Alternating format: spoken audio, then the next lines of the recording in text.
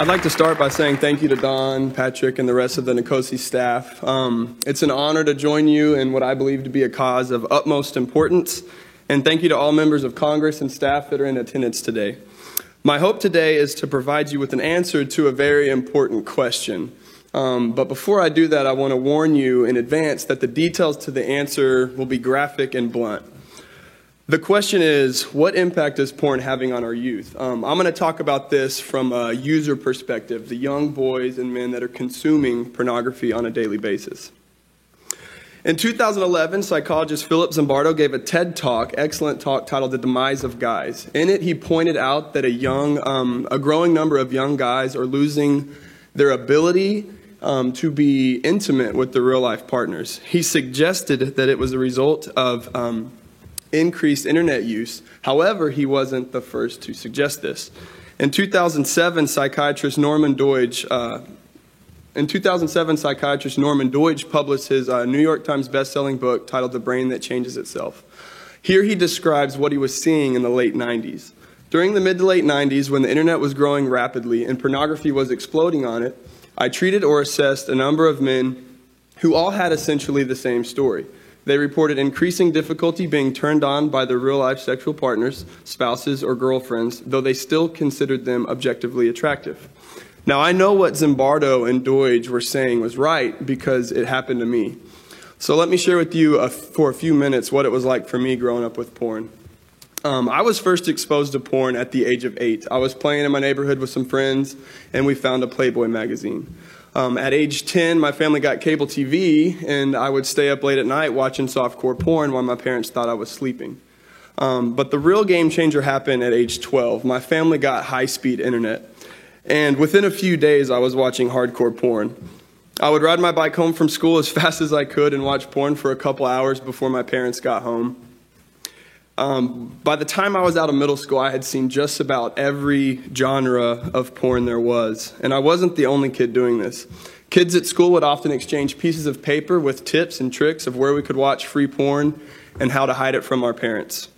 The high school I went to was one of the first schools in America that had the great idea to give all the students their own laptops. One of the first things we did was figure out how to play video games.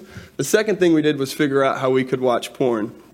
There were several occasions where my friends and I would actually watch porn together in class at a public high school. Now, the reason I'm telling you all this is just to paint you a picture of how prevalent porn use was amongst my friends and I. It was a normal part of our teen culture.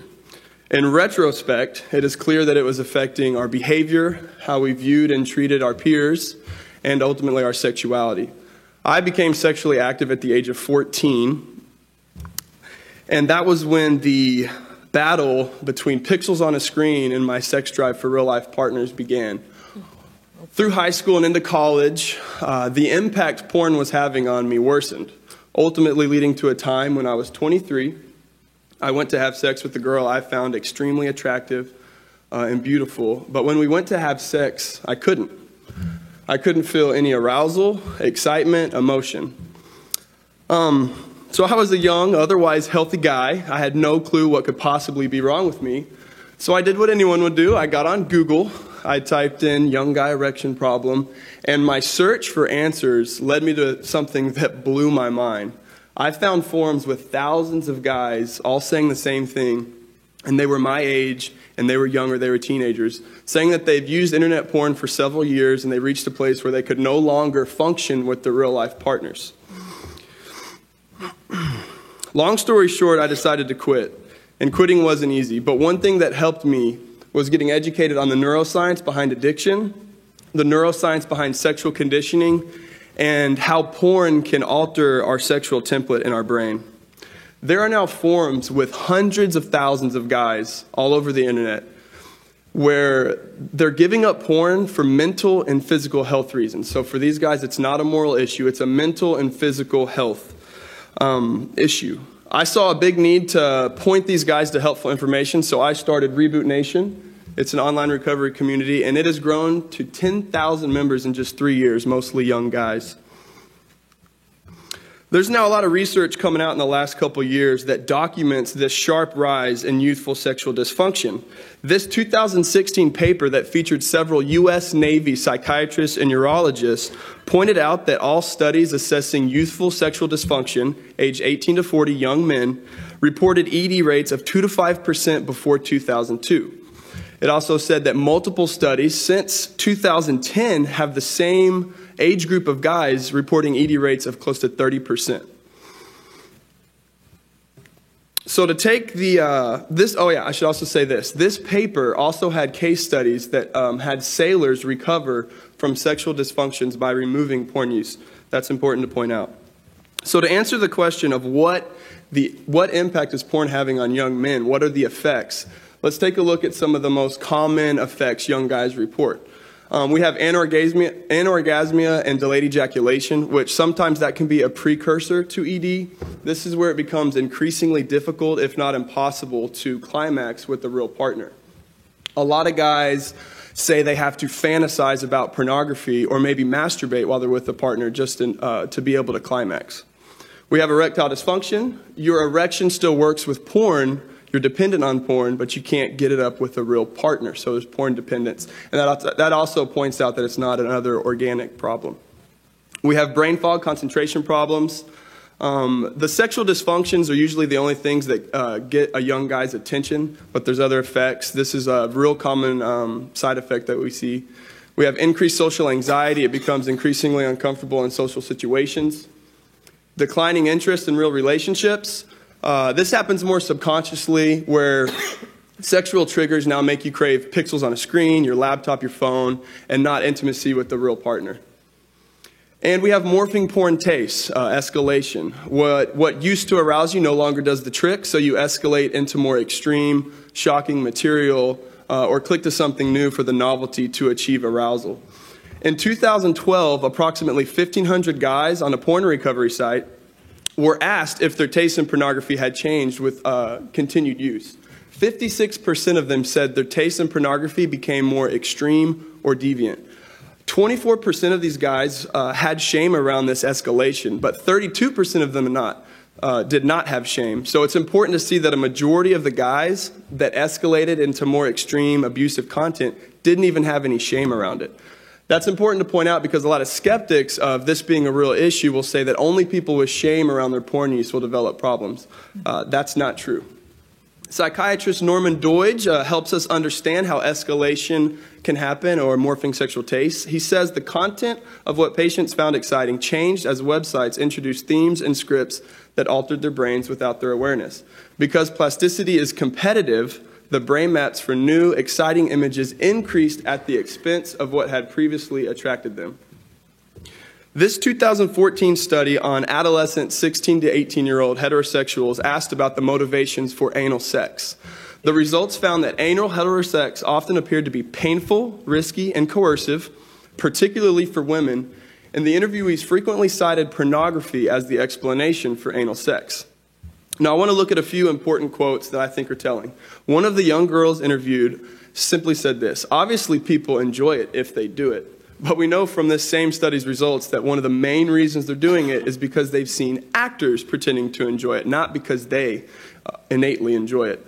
Another very telling quote from a young teenage guy that was interviewed, there's several things in here. He said, "I think that the boy enjoys it. I think it's the boy that pushes for it from watching porn and stuff. They want to try it. The girl is scared and thinks it's weird, and then they try it because the boyfriend wants them to. They normally don't enjoy it because they're scared, and I know that like with anal, if you're not willing, you don't relax." So what is happening? Young people are manipulating and coercing their partners into doing things they're scared to do or don't enjoy doing because they've been conditioned by porn to perceive it as pleasurable. So what we have is a public health crisis.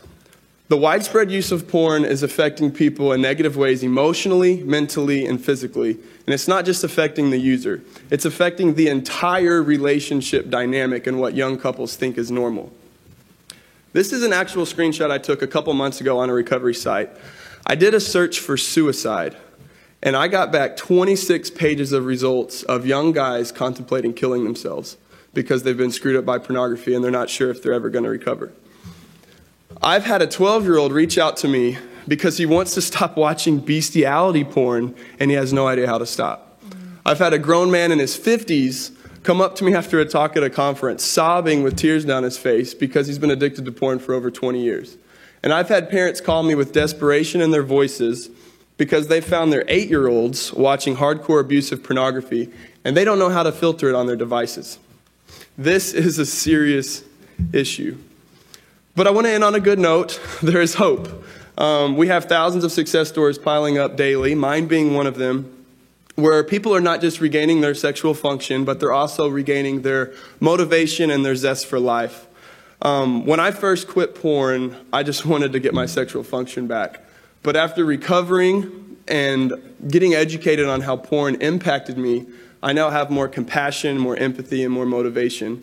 And I see women as humans to be respected and loved and not objects as masturbatory aids.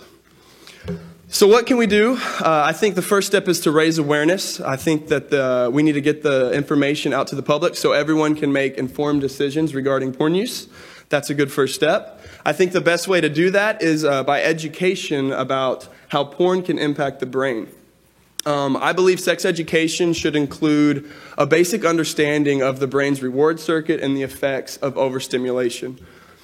I stayed away from hard drugs when I was a kid because I knew of the potential negative effects, but I had no clue that porn could have a negative physiological impact on me. Lastly, we have to do a better job of protecting children from being exposed to porn and having such easy access to it. I think that mandatory filtering softwares on all minors' internet-accessible devices would be a good step toward achieving that. This is a pivotal moment in human history where technologies drastically change the environment our kids are growing up in. It doesn't matter what political party you are or whether you're religious or you're not. I'm pleading with you today to come together in a bipartisan effort to ensure the future health and well-being of our nation's youth. Thank you.